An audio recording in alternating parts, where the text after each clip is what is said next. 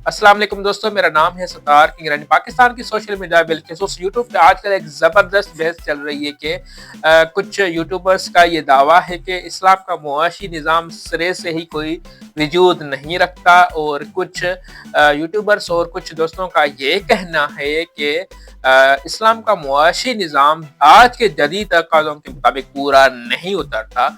और कुछ मौलाना हजरात और यूट्यूबर्स का ये दावा है कि इस्लाम का मुआशी निज़ाम ही पाकिस्तान और दुनिया के सारे मुआशी मसाइल हल कर सकता है।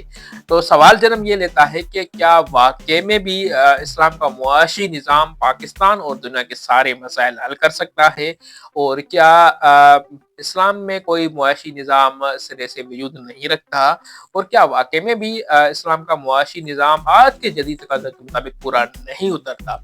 यही कुछ चीज़ें आज के इस वीडियो में हम डिस्कस करने की कोशिश करेंगे।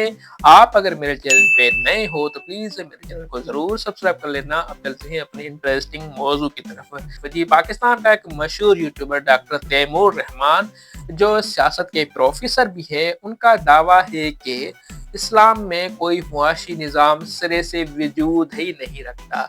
जी, और दूसरी तरफ पाकिस्तान के एक मशहूर यूट्यूबर केसर अब्बास राजा, जो कि मौलाना भी हैं, उनका ये दावा है कि पाकिस्तान तो क्या बल्कि सारे दुनिया के मुआशी मसाइल इस यानी इस्लामिक मुआशी निज़ाम के तहत हल हो सकते हैं। तो अगर हम थोड़ा सा रेशनली इन चीज़ों को डिस्कस करें तो मैं समझता हूँ दोनों डॉक्टर तैमूर रहमान और केसर अब्बास और दूसरे जो मौलवी हजरात एक्सट्रीम पोजीशन पे चले गए हैं कि एक तो कह रहे हैं कि इस्लाम का कोई मुआशी निज़ाम ही नहीं है, और दूसरे कह रहे हैं कि इस मुआशी निज़ाम के तहत ही दुनिया और पाकिस्तान के मुआशी मसाइल हल हो सकते हैं। मैं समझता हूँ ये दोनों एक्सट्रीम पोजीशन है, ऐसी बात नहीं। अगर थोड़ा सा हम रेशनली सोचें, अकल की बात करें, तो इस इस्लामिक मुआशी निज़ाम के तहत दुनिया के मुआशी मसाइल नहीं हल हो सकते।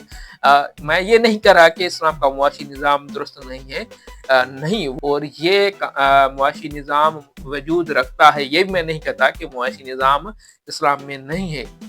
जी, इस्लाम में मुआशी निज़ाम हमें बताया जाता है, कुरान और हदीस में भी मुआशी निज़ाम हमें ज़रूर नज़र आता है, जैसे ज़कात, अशर, वक़्फ़, कफ़ारा, फ़दिया, और ज़मीनों पे या जो ज़रई ज़मीनें होती है उस पे कुछ टैक्स इम्पोज़ किए जाते थे, उसके तहत रियासत के मामलात चलाए जाते थे उस वक़्त में।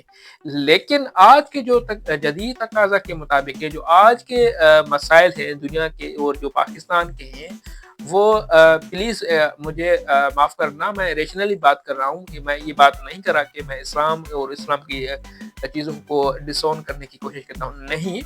जो चीज़ें मुझे इस वक़्त समझ में आ रही हैं, जो चीज़ें मुझे नज़र आती है, मैं आप लोगों के साथ शेयर करता हूँ।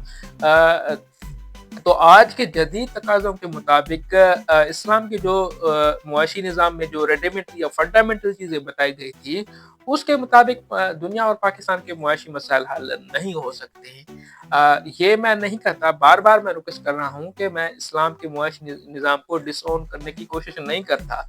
लेकिन इस्लाम का जो मुआशी निज़ाम है, वो सिर्फ़ फंडामेंटल चीज़ों के बारे में ही डिस्कस करता है। और सबसे अहम बात ये कि जो कुछ मौलाना हज़रात ये कहते हैं कि जब तक रिबा या इंटरेस्ट फ्री बैंकिंग नहीं होगी, तो मुल्क के मसाइल भी हल नहीं हो सकते, और हम ये हराम की मईशत चला रहे हैं। ये रेशनली स्पीकिंग ये चीज़ें अफराद या लोगों तक तो महदूद हो सकती है, लेकिन अगर रियासत मुकम्मल तौर पे रिबा या इंटरेस्ट को फ्री करके मईशत चलाएगी, तो सॉरी टू से मैं ये समझता हूँ इससे रियासत नहीं चल सकेगी।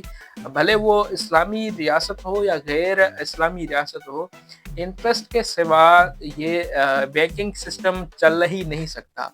बैंकिंग सिस्टम तो चलता ही इंटरेस्ट पे है। तो अगर आप अगर थोड़ी-सी आपको मुआशी नॉलेज होगी, तो सेंट्रल बैंकिंग जो होती है वो इंटरेस्ट के तहत ही करेंसी नोट छापती है, और मार्केट में नोट भेजती है, और मार्केट से वो नोट واپس بھی لیتی ہے، یعنی مین فیکٹر جو ہوتا ہے وہ انٹرسٹ ہی ہوتا ہے۔